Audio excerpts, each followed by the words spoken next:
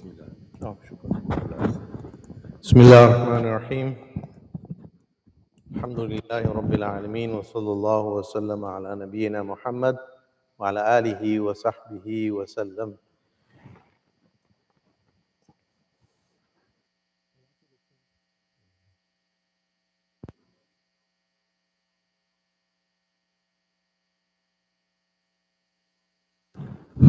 Yeah, I turned it off by mistake. For today's lesson, I want everybody to think about this portion of the verse. Allah subhanahu wa ta'ala says, وَلَا يَجْرِمَنَّكُمْ شَنَآنُ قَوْمٍ عَلَىٰ أَلَّا تَعْدِلُوا اعْدِلُوا هُوَ أَقْرَبُ لِلتَّقْوَى. It's an important verse. وَلَا يَجْرِمَنَّكُمْ شَنَآنُ قَوْمٍ. Do not let the hatred of a people. Do not let the hatred of a people.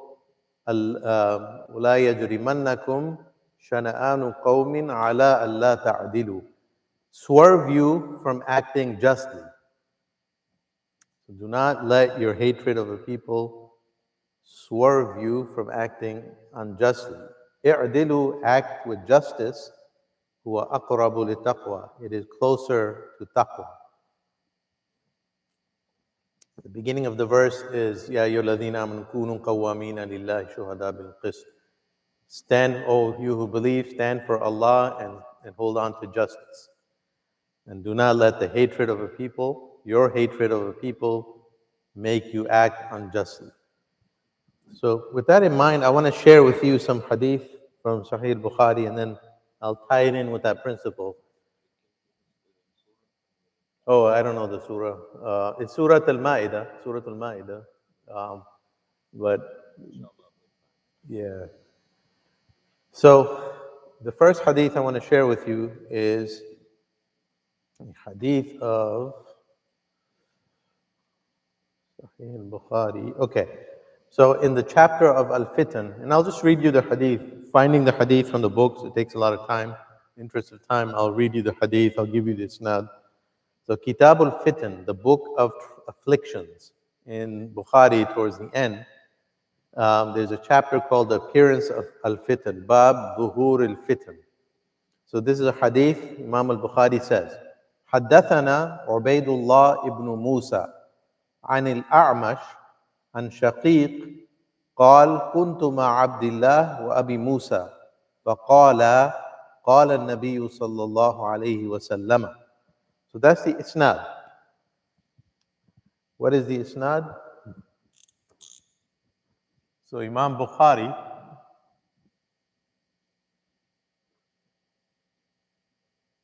relates from Ubaidullah ibn Musa.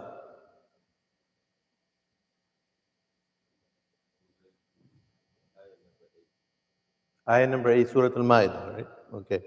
Chapter 5, verse 8 is the verse. So Ubaidullah bin Musa relates from A'mash. A'mash was a great jurist of Kufa, Sulaiman ibn Mahran. He relates from Shaqiq, and he relates from two companions, Abdullah ibn Mas'ud and Abu Musa al-Ashari. Bab Zuhur al-Fitan, al-Fitan.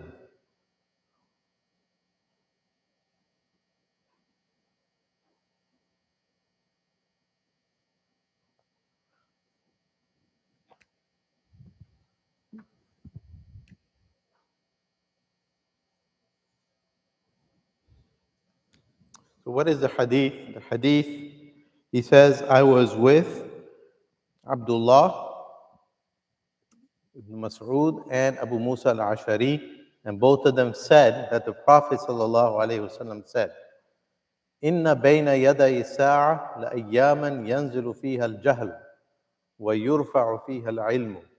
He says, near the establishment of the hour. What is the hour in the hadith? When they say sa'ah, what does that mean? Yeah, time, but like when a hadith says the hour will not be established, near the hour, what are they talking about? Day of judgment. The hour is the day of judgment, and that's how they refer to it in hadith. Inna bayna yaday sa'a la ayyaman. There will come near the establishment of the hour, the day of judgment, there will be some days during which yanzilu fiha al-jahl. Ignorance will be widespread and knowledge will be lifted. Yurfa'u fiha al-ilm wa yuktharu fiha al-haraj. And al-haraj will be widespread. And the Prophet was asked, what is al-haraj? Because that was a word that was not familiar. And he said, widespread killing. Al-qatl. Al-haraj, al-qatl. So that's the hadith. It's a short hadith. It's talking about the end of times. There will be less knowledge, more ignorance, and a lot of killing going on.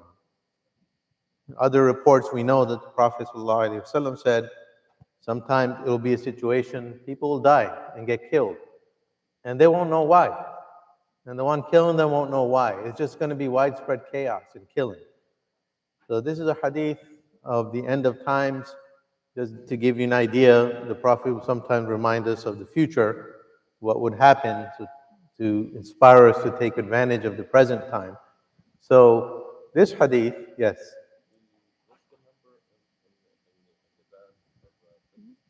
So here, so I think this is the Darus Salam. The hadith number would be 7062 and 7063. It's book 92, hadith 14. Book 92, hadith 14. It's towards the beginning of the book. Okay? Let me see. So, yes.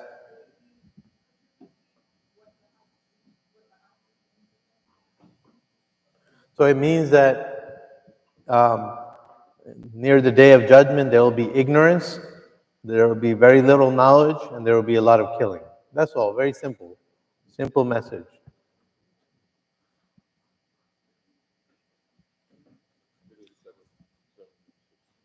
Okay.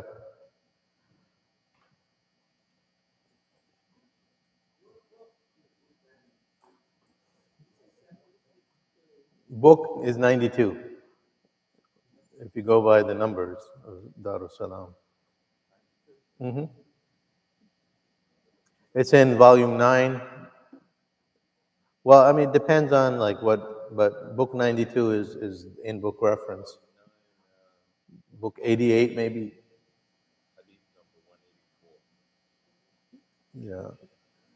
So the numbers, I'm not going to give you numbers because numbers don't work. Remember I told you in the first hadith, don't ask me for hadith numbers. They never work. So you got to know the hadith. I gave you the hadith. And it'll be different in different books. So don't sweat over the numbers. But the point I'm teaching you, okay, so this is an important hadith. Many of you heard it before, right? Okay, Al-Haraj, this idea of widespread violence happening towards the end of times. So,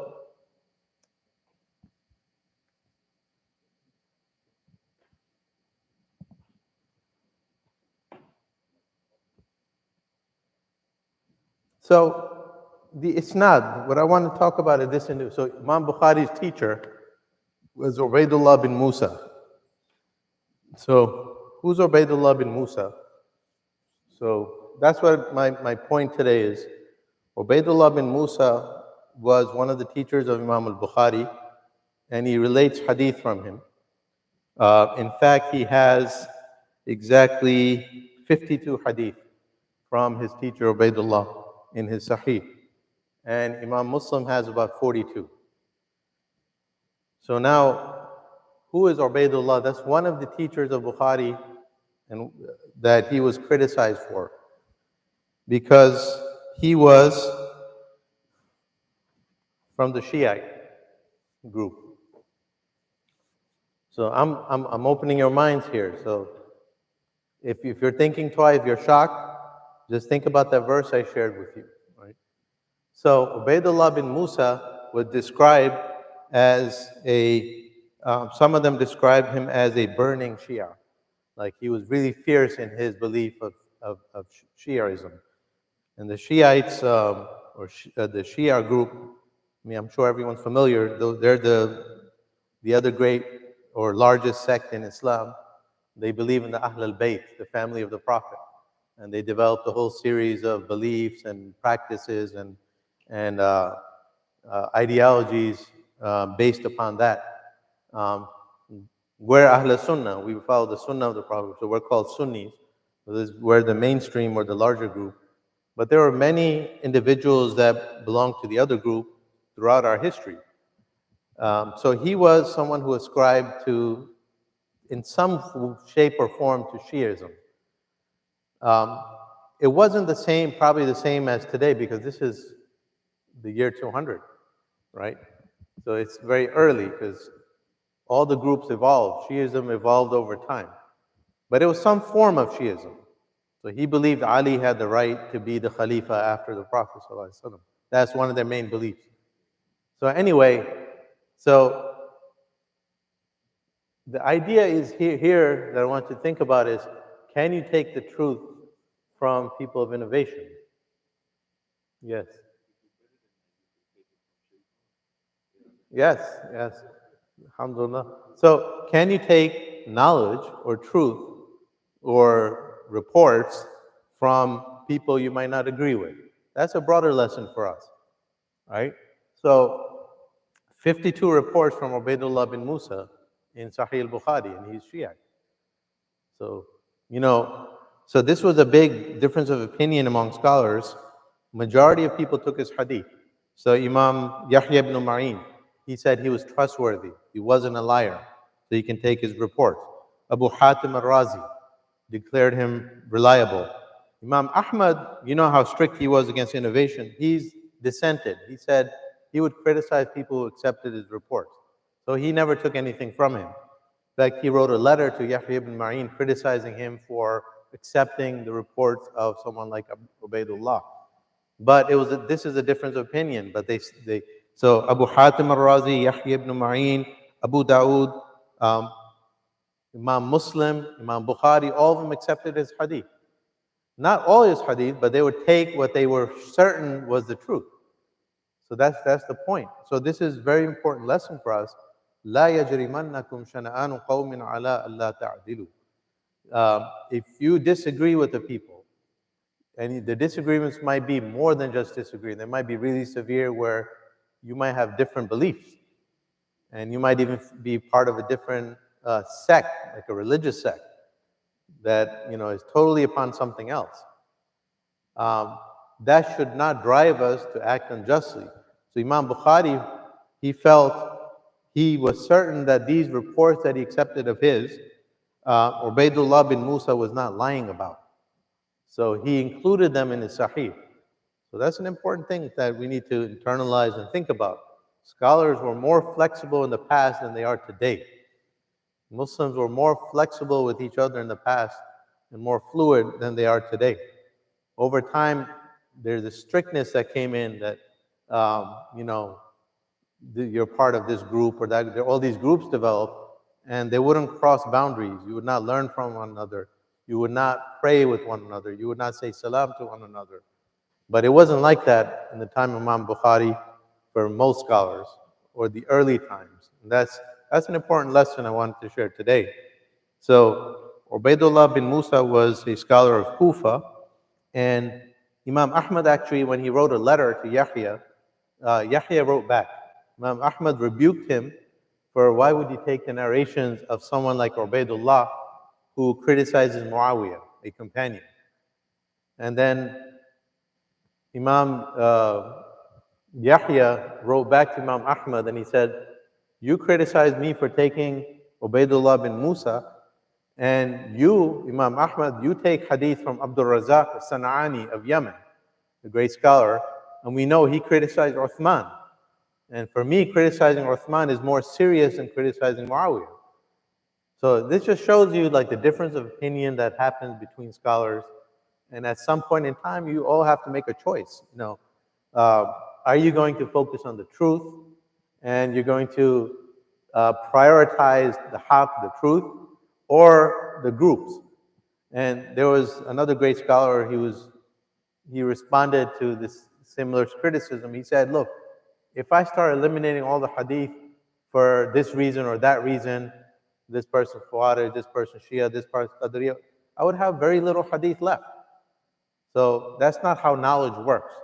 So sometimes even your enemy or even someone of a different understanding might uh, have portions of the truth with them, and there's nothing wrong with us from taking from a variety of sources as long as we're prioritizing the truth and we have some solid parameters. This doesn't mean that Imam Bukhari took all the Shia as teachers. Doesn't mean he took all the reports of Ubaidullah bin Musa, but he had a methodology, and it was very solid. And that methodology, it doesn't preclude taking from them at all. There's this idea that we can never take from the people of innovation at all. You can never listen to them. You never sit with them. And that, I mean, there are some scholars that have that view, but not Imam Bukhari, not even Imam Ahmad, not even the early scholars. So just, we need to open our minds. Sometimes the way where we think about things are not as accurate, or they're not as nuanced as sometimes we might feel. So this is one example. I want to share with just 3 examples, and then we'll open the floor. So this is one of the teachers of Imam al-Bukhari. Let me give you a second teacher of Imam al-Bukhari. Let me find his hadith first.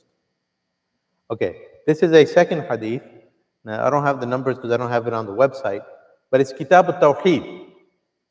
Imam Bukhari in Kitab al-Tawheed. He says, Haddathani Sulaiman. Well, he has 2 isnads. I'll share with you the isnad I want to talk about. He says, Haddathani Abbad ibn Ya'qub. So Bukhari, he relates from another teacher.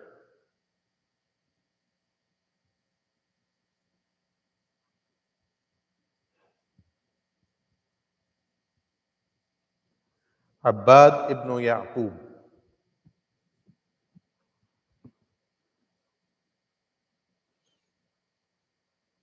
And then he says, Akhbarana Abbad ibn al-Awwam. There's another Abbad after him. He relates from Abbad ibn al-Awwam. I'll just put Abbad. And he relates an al-Shaybani, an al-Walid. So al-Shaybani, and then from Walid.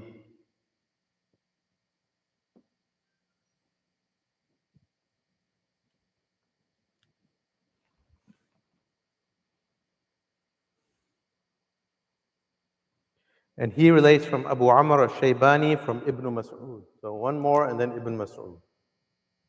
Abu Amr and Ibn Mas'ud.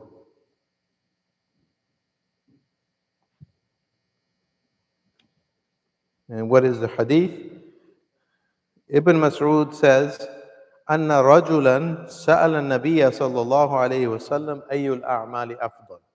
A man came to the Messenger of Allah and asked him, which action is best? أي الأعمال أفضل. قال الصلاة لوقتها.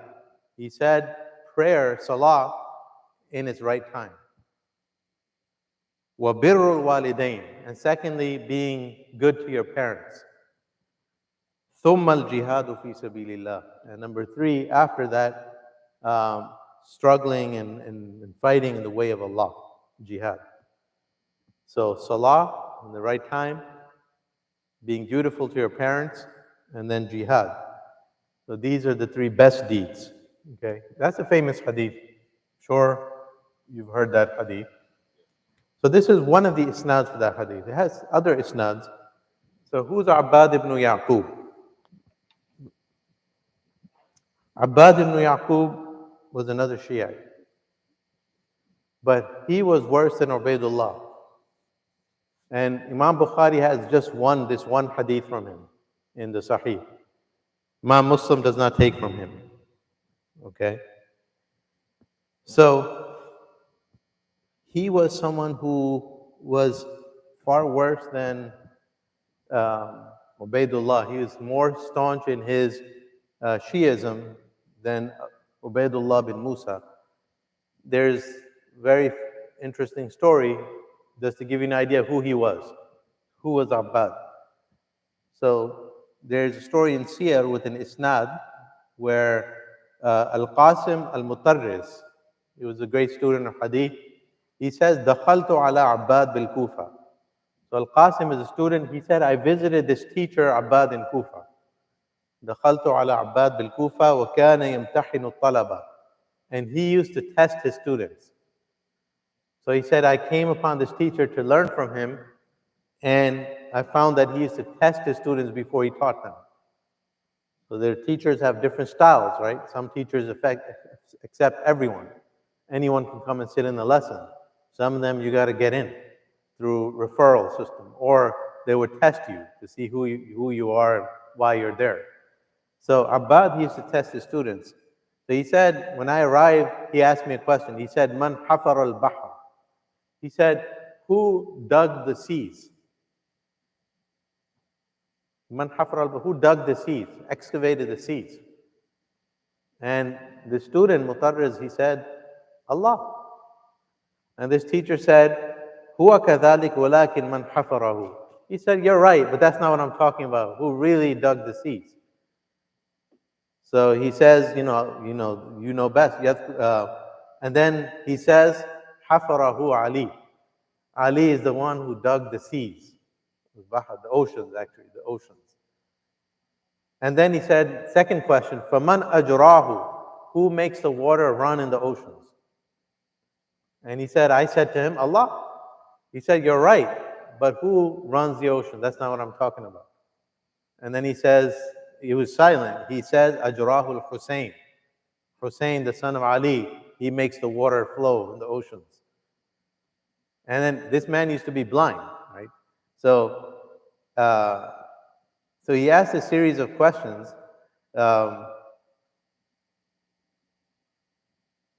at the end, he says, so I learned some hadith from him. And at the end, I asked him a question because he was blind. He was one of the blind teachers.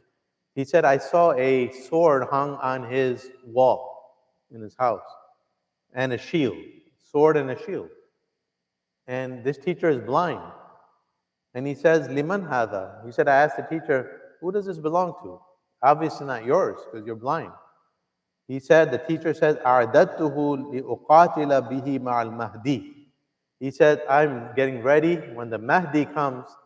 This is a Shiite belief. And also it's part of Sunni belief too. When the Mahdi comes, he says, I'm going to be ready and fight in his army. So this is how serious this teacher was in his beliefs. He had a sword, he had a shield, he was getting ready for, whatever their belief is of their 12th Imam, they probably didn't have 12 Imams at this time, but they had this concept of a Mahdi, a great Imam coming back and leading them. So all sorts of stuff. And look at his belief. Who makes the river? Who excavated seas? Who makes the rivers run? So this student, he says, okay, then I left. He said, I got the hadith I wanted. I learned from it, I left. And he said, I went back the next day, and he wanted to play a trick on him, the student. So he said, I went back the next day, and he's blind, so obviously he doesn't see us. He doesn't recognize us. So I entered, and it's like a new occasion, and he asked the same question. Man hafar al-bahr. And all these. So he says, this is how I answered. He said, I said, Hafarahu Muawiyah wa ajrahu Amr ibn al-As. He says, Muawiyah is the one who dug the seas, and Amr ibn al-As is the one who makes the water flow. Why do you say that? Because the Shiites, they hate Muawiyah, they hate Amr ibn al-As, because that was the opposing army fighting Ali. So he answered that way, and this man, he stood up, he said, kill him. And then, he told the rest of his students, kill him, and he said, I ran from there. So he was just provoking him. So the first day he got his hadith that he wanted, the next day he said that to provoke him, and he ran out of there. So this gives you an idea of who this man was. So now, Abbad, he had terrible beliefs. Like, how could he say Ali is the one who dug the oceans and Hussein makes the water flow? That's not Islamic. That violates so many things. But he had that belief. But yet, some scholars sat with him and they learned something from him, not everything. So Imam al-Bukhari has one report from him. Imam Muslim does not. So Imam Muslim rejected him, and a lot of scholars rejected. Imam Bukhari took one hadith from him. So, just to give you an idea that for Imam Bukhari, the truth was the priority. And if he was certain that this man, even though he might be deviant, he might be a person of innovation, might have wrong belief, but if what he's narrating is the truth, that man actually heard this report from above him and he was certain of that, Imam Bukhari was not afraid to narrate that hadith. So he has one hadith from him. So that tells you, he doesn't take a lot from him. He took one from him. This hadith is very famous. What action is the best? Salah liwaqtiha. It's narrated by many isnads, many teachers. But this is one of them. So Imam Bukhari included him as a supporting isnad. So that same point that I'm trying to get across. Imam Bukhari and many scholars were not afraid to sit down with anyone and learn what they could and take what's the truth and leave what's bad. So one hadith he took from Abbad and he left everything else. That means this man was probably, majority of what he was teaching wasn't right. But he happened to teach something that was the truth, that Imam Bukhari was certain was something he heard from the Prophet sallallahu alaihi wasallam. Okay. Now, one more example.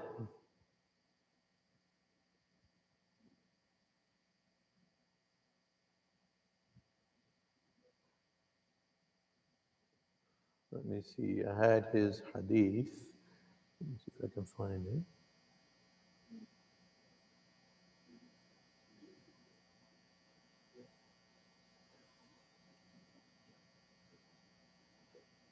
Okay. So this hadith is from a teacher, Haddathana Ali ibn al-Ja'd. So Bukhari relates from Ali ibn al-Ja'd.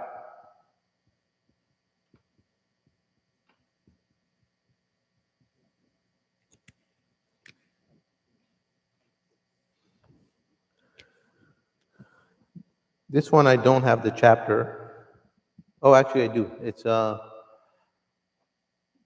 this website only gives us book 79, hadith 6320.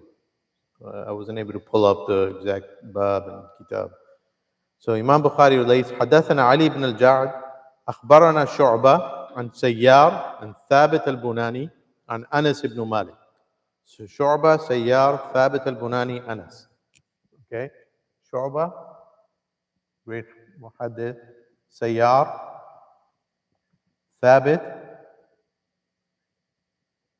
Anas ibn Malik. So who was Ali ibn al-Ja'd? Ali ibn al-Ja'd was someone who followed Jahm ibn Safwan. He was Jahmi. And that was a early group. But let me finish the hadith. عن أنس بن مالك رضي الله عنه أنه مر على صبيان فسلم عليهم. So Thabit al-Bunani says, I was walking with Anas ibn Malik and he passed by a bunch of kids and he said salam to them. And قال كان النبي صلى الله عليه وسلم يفعله. Anas says, the Prophet ﷺ used to do this. So walking in the street, you see a bunch of little children, and Anas used to say salam to them. And he said that I saw the Prophet, he used to do that. So it's a beautiful hadith, tells you the character of a Muslim, even little children, initiating salam with them to teach them. And so it's wonderful manners of Islam. But Ali ibn al-Ja'd was a follower of Jahm ibn Safwan. So they were a early group that morphed into the Mu'tazila. So that was another group. They were kind of like, they were like the rationalists today. So Ali ibn al-Ja'd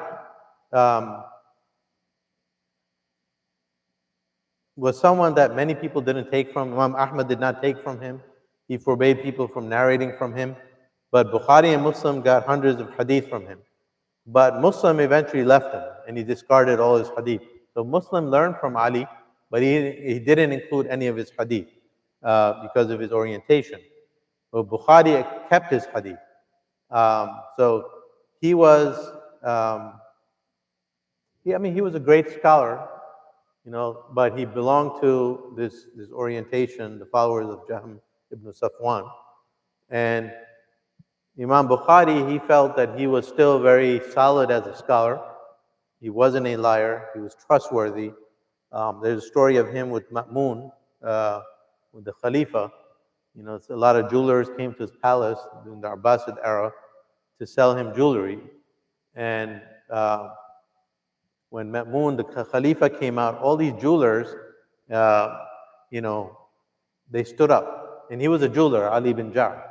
He used to sell, like, you know, we have people who sell books, oil, like Yahya. Some people sell like rings and stones, precious stones. So Ma'mun, the Khalifa, came out. Everyone stood up out of respect, except Ali ibn Ja'd. And Ma'mun asked him why. Why didn't you stand up? Right. So this is the ruler of the Muslims, and and then he narrated a hadith to him that the Prophet ﷺ disliked people to stand up for someone. So Ma'mun was impressed, and he announced that day, you know what? I'm only going to buy from you today. So he only purchased from him. So he was very pious. He was courageous. He was accurate. But he was from the Jahmites, from the Jahmiyyah. And they had complicated beliefs. I mean, we're not really sure what Imam Jah believed in, but eventually they became the Mu'tazilite. And they're the ones who kind of rejected many hadith, and they were rational. They believed Allah's justice and so on and so forth. That's not the point. Point is, he had wrong beliefs, and a lot of scholars did not take him, but Bukhari, he took from him. So Bukhari took from him. He had 15 hadith. Bukhari relates 15 hadith from Ali ibn Ja'd, and Imam Muslim relates 0. Okay. So the point here is, you have to acknowledge and understand there are different approaches. Scholars will have different approaches. This is a class about Bukhari. I'm teaching you Bukhari's approach. So Bukhari was less strict in this regard. He was more strict he wanted to verify that what he was transmitting was not a lie. That was his priority, the truth. So he was, you could say, more academic. But he didn't care so much, or he cared less about the person's beliefs than other scholars did. So it represented a difference of opinion. Like Imam Muslim was a little more strict with beliefs. So he wouldn't take from people that he didn't agree with their beliefs, generally speaking. But Imam Bukhari says, well, as long as I'm certain that this person spoke the truth. And a lot of these hadith, they have corroboration. They're sounder isnads, or they're sound isnads that also share the same thing. These aren't unique hadith. So Imam Bukhari was not afraid to relate from them. And he was criticized for that, but you know, that's who he was, rahimahullah ta'ala. And the last person is a man by the name of Ikrimah. I won't share an isnad here. Ikrimah was a freed slave, he was a slave rather of Ibn Abbas. Ikrimah, Mawla Ibn Abbas. He was North African, he was Berber, he was a slave of Ibn Abbas, former slave of Ibn Abbas. And he transmitted a lot of knowledge from Ibn Abbas.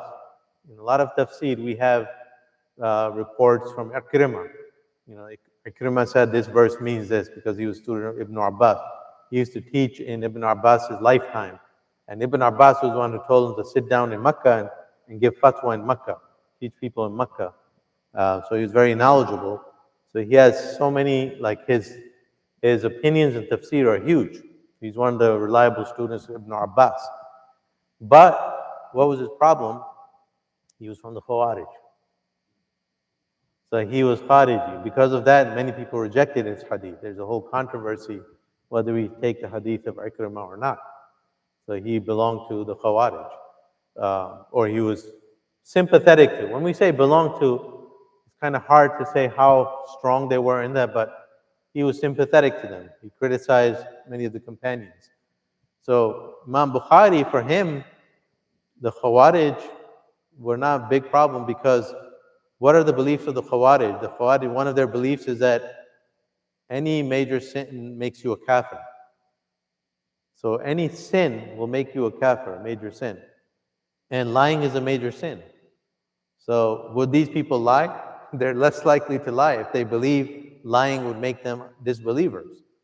So they were relatively safer in that respect. The scholars or the people that were part of the Shia, they lied a lot, generally speaking, as a group. A lot of fairy tales and stuff that they made up. But the Khawarij, generally speaking, they had bad beliefs. We disagree with them. But they generally did not lie because they were ultra strict about major sins. So because of that, some scholars even preferred their hadith.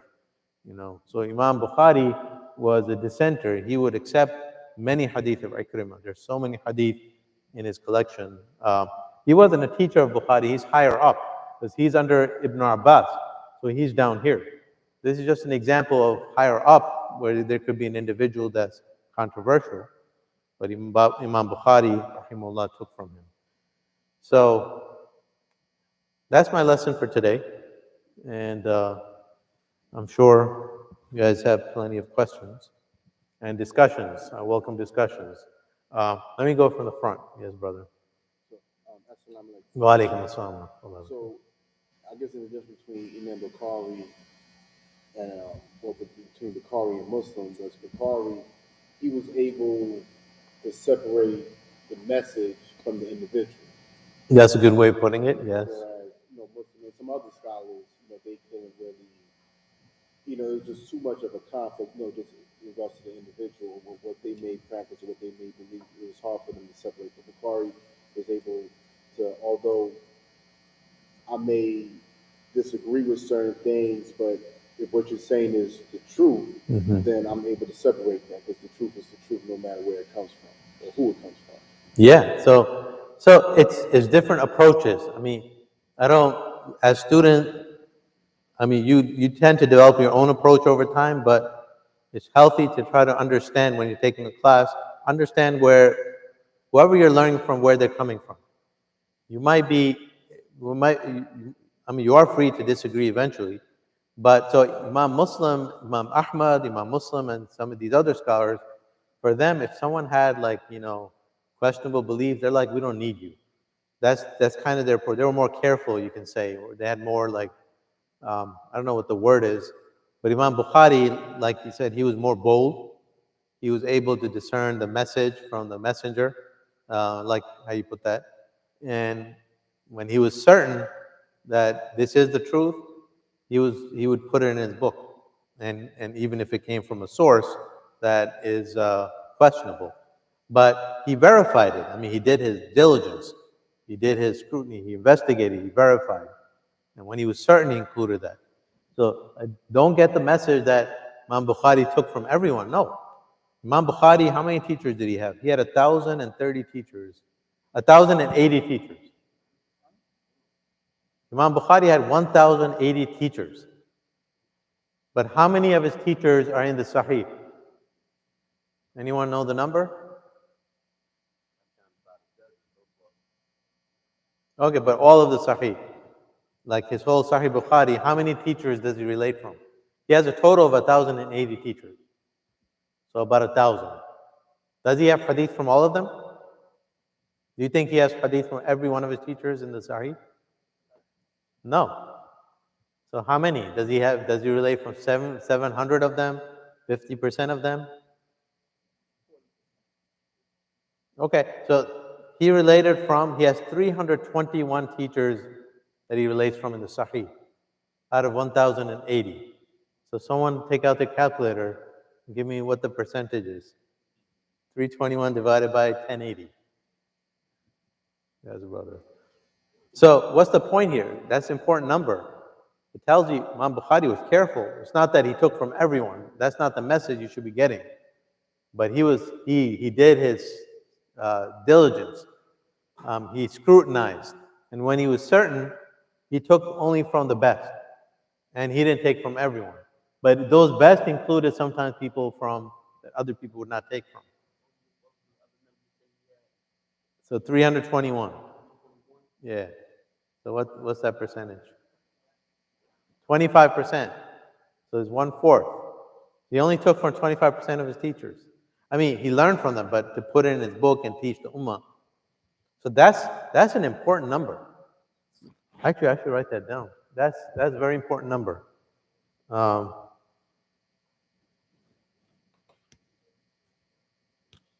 1,080 teachers, and he only included hadith from 321, and that is 25%, 1/4.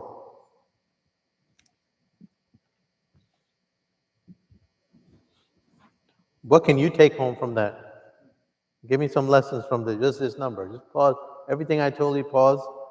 Look at these numbers. 1,081 teachers really took from 321. And let me give you some more numbers. And Ibn Hajar relates these numbers. More than half of the Sahih, more than 50% of the book, more than 50% of Sahih Bukhari comes from how many teachers? 20. Only 20. The majority of Sahih Bukhari comes from 20 teachers. And then he includes, that's even smaller number. Is that less than 1%? SubhanAllah. Less than 1%.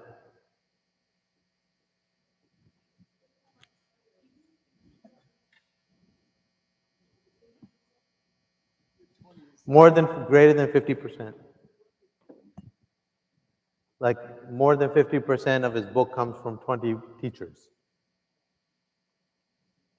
More than 50% of the hadith is from 20 teachers. Mm-hmm. Yes. Sir.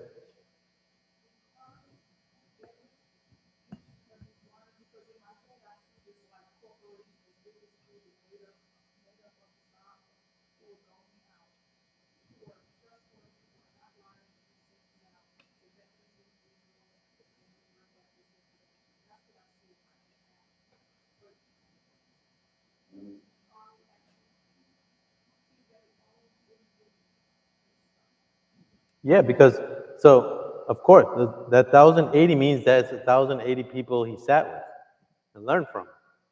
So how do you know someone is trustworthy before you meet them? You can't. You got to meet people first. So these are some of the things you learn. You got to go out there. You got to learn. You got to meet. You got to sit with people, and then over time, then you start developing a sense. Then you decide, okay, this was not that good. This was good.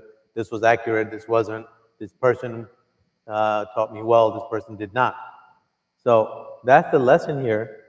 You know, when you're a student, in the beginning of your studies, you have to learn from everyone. Because if you only learn from one person, the scholars would say if you have one teacher, you learn all his mistakes and you learn all his correct information. But when you have many teachers, you begin to sift out mistakes, you begin to recognize and balance. That balance is important. Someone who only lives in one place, one city, one village, and learns from one person or a group of people, they don't have like this balance and this vision. But people who are widely traveled, they go all over the world, or they have different types of teachers, you're able to like develop like a higher sense. So and then you can decide. So you got to go through this process to get to this process. You can't just go to this process. Oh, I'm only going to take the most reliable. How are you going to know? You won't even know unless you sit and you start comparing his information with the other teacher's information with the other teachers. That's how you know this stuff. Yes.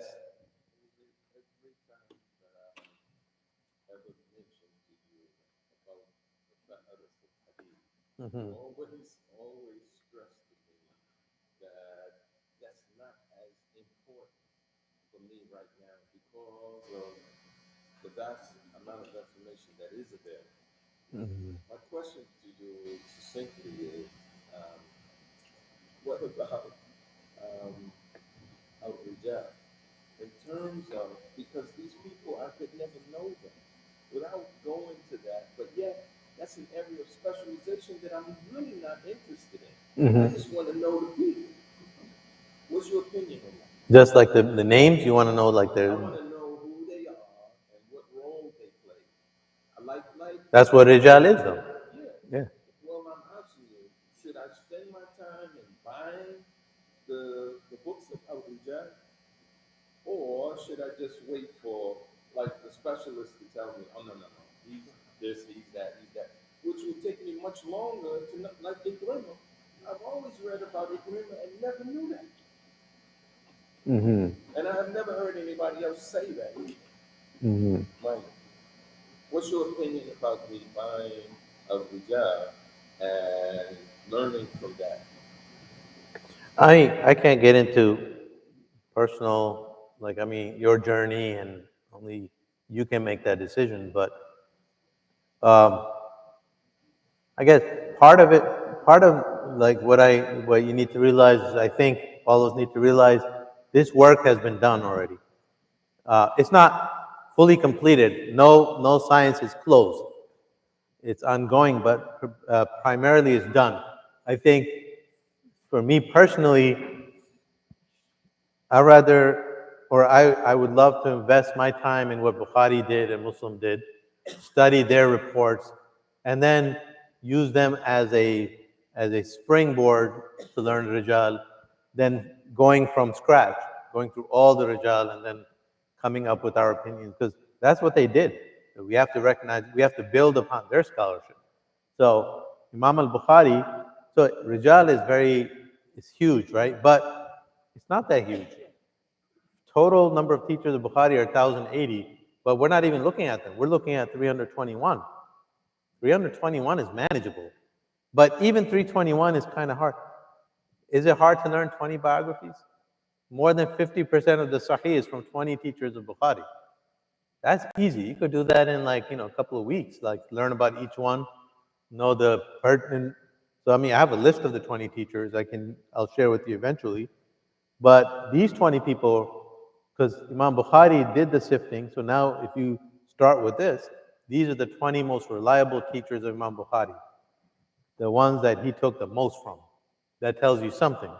So you just got to know 20 names in the generation of Bukhari above him. And once you know those, then above them, the names keep repeating. And then the total is 321. Out of the 1,000, most of them he never even touched them. So they're not even part of the hadith. It's nuts. So you don't have to worry about this number. Only two numbers that you have to worry about: 321 and 20. And then you could do a similar analysis for Imam Muslim. I don't know, I don't have his numbers. Haven't really studied that much. But we could look at their numbers. I mean, it's probably similar. Sahih Muslim is probably smaller than Sahih Bukhari, right? So it's probably similar. It might be a little more, it might be a little less. So it's not a huge number there. And then the books of Rijal, they have, so like Fahras, so the books of Rijal are generally written as indexes because it's alphabetical. Right? So you have the Hadith al-Kamal of Mizzi, everything is alphabetized, and it's even color-coded. Even Imam Mizzi wrote his book color-coded. It's amazing. In his time, he used different color inks to give you different information. He was ahead of his times.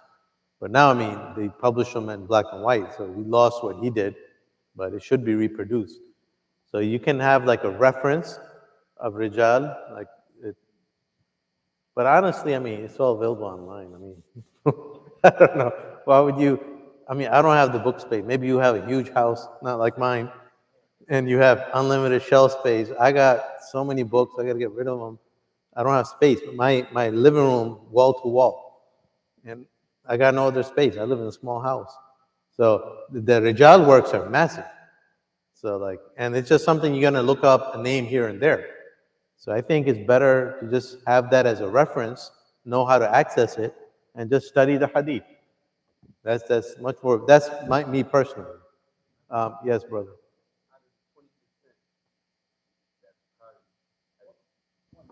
20%, 25%.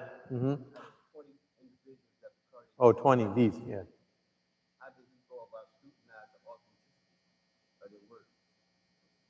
So he did that his lifetime. He spent his whole lifetime doing that.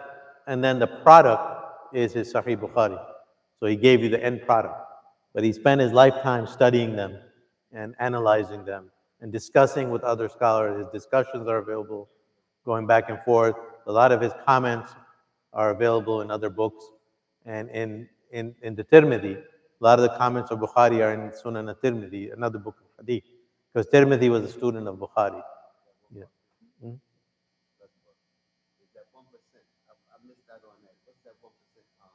That's the majority of his book comes from less than 1% of his teachers. The majority of his book comes from less than 1% of his teachers. So this is, like if I could give you a golden principle here, I'll put it in Arabic. Let me, Arabic rhymes. I'm gonna give you Arabic.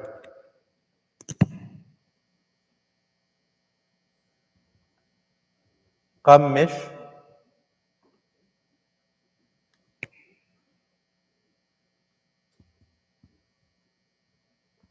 ثم فتش.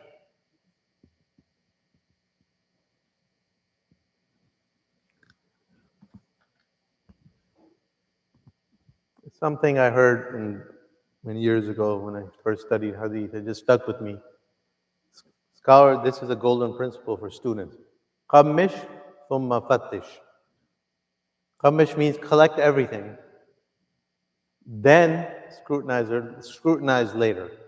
So as a student, you need to learn everything, then you scrutinize it later. So if you're scrutinizing on stage one, you're a young student, or you just embrace Islam and you don't want to sit with anybody, you're already like narrow, what are you gonna learn? So in the beginning, you're gonna limit yourself and you don't know anything. So in the beginning, qammish, gather everything you can. That's what Bukhari was doing. Look at the numbers. Numbers don't lie. 1,080 teachers. He was going everywhere. He probably made decisions when he went to a land. There's probably 50 teachers. He'll probably okay, I'm going to take 4 of these, the ones I feel. So he was doing a little bit of stuff. But he was basically, in the beginning, it's wide. You gather everything, qammish. Thumma, after that, as you get older, more mature, you learn more, then you start scrutinizing. Then you start being selective. Beginning, you're inclusive, then you become selective. Yeah. Yes. Good question. Well, number one, who was the first? Number one, there's no number one. Like, if you mean by number one, who was his first teacher in the Sahih? I gave you that in the first class. So that, you could say that's number one. He started with that one teacher. No, but who? You tell me. Who was that? No, anyone else? Who was the first teacher? And we told you why. So that's number one, basically, from one perspective. The one teacher he began with. The Hadith of Nia, right?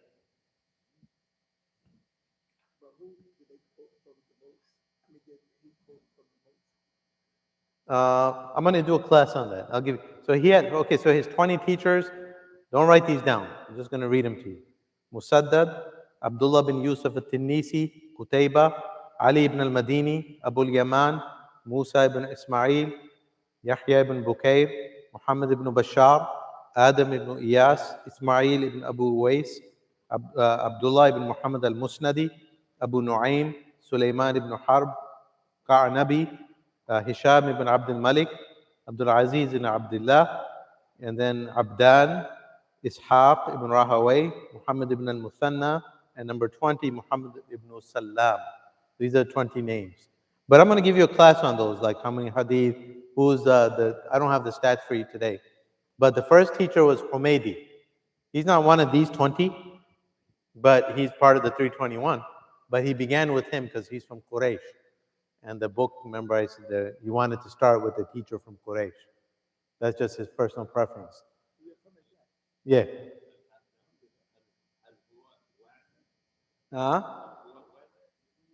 No, he has more than one hadith from Humaydi. Al-Humaydi. Okay. Brother in the back, yes.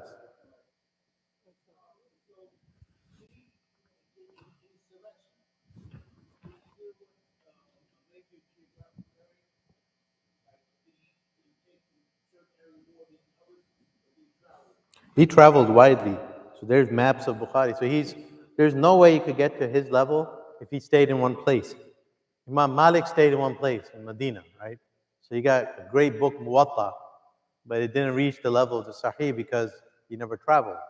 Imam Bukhari went all over. So he basically traveled most in Khurasan. Khurasan is the east, which is today Afghanistan, Central Asia. That's where he was from. And that's where hadith was centered. That was the markaz, the center of hadith scholarship in his time. Remember I gave you the story in the beginning, that amazing story of the party crasher, Tufaili. That was Khurasan. That's how that environment was. So he learned hadith, and all the 6 books of hadith, all of them from that same area. That's where Allah's destiny was, that this was going to be the center of hadith.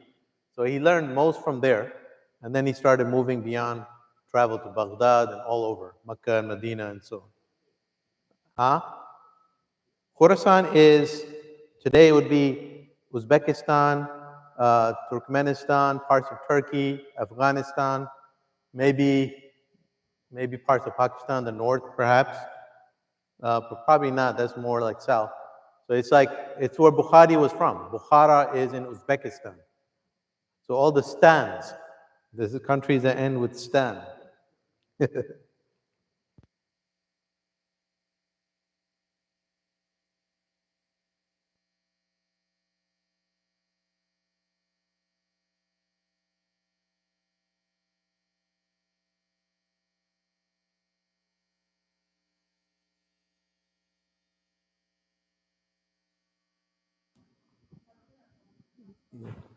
Yes.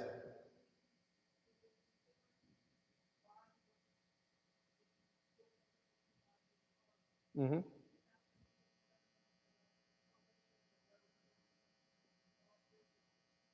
Yes, that's a good question.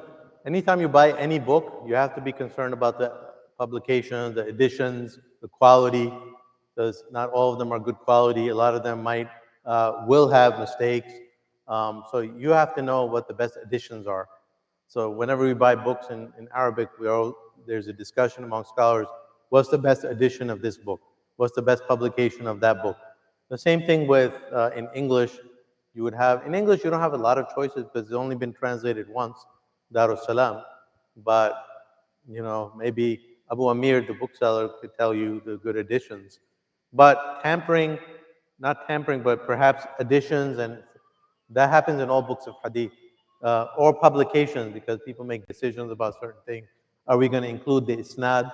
Are we just going to skip to the hadith? And sometimes there's extra hadith in the subheadings. They won't translate. So that also happens, unfortunately. Time for adhan. Sallallahu wa sallam ala nabiyyina Muhammad wa ala alihi wa sahbihi. So I have the books here, the second bag of books for those box of books, those who didn't get them last week, inshallah.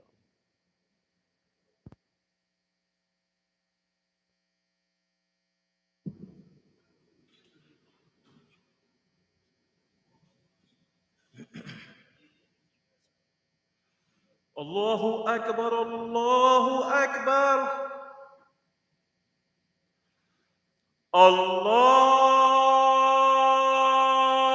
الله أكبر الله أكبر أشهد أن لا إله إلا الله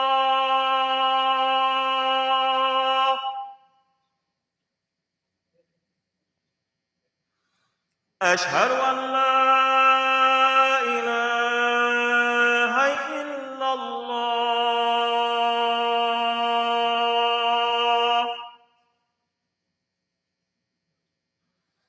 أشهد أن محمد رسول الله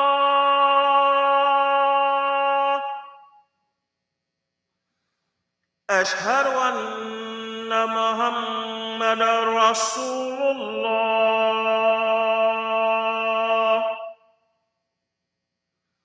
حي على الصلاة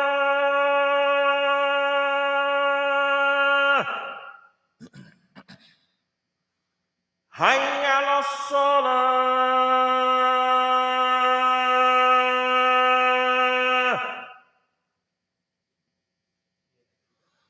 حي على الفلاح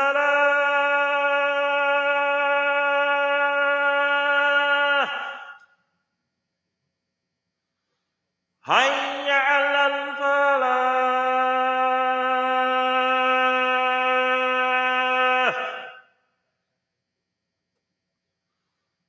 الله